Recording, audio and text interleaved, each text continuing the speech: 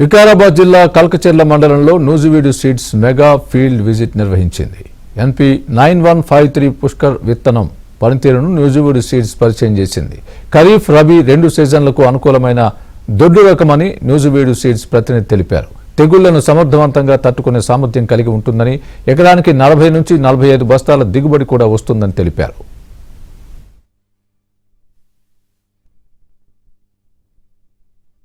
ఈరోజు మనం ఇక్కడ కులచెర్ల మండలంలో మనం ఈరోజు పుష్కల అనే వెరైటీ మీద రకం మీద మనం ఇక్కడ క్షేత్ర ప్రదర్శన పెట్టడం జరిగింది.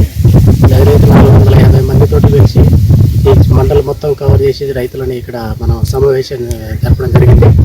ఈ పుష్కల వెరైటీ వచ్చేసి ఇది 120 నుంచి 125 రోజులు వస్తుంది.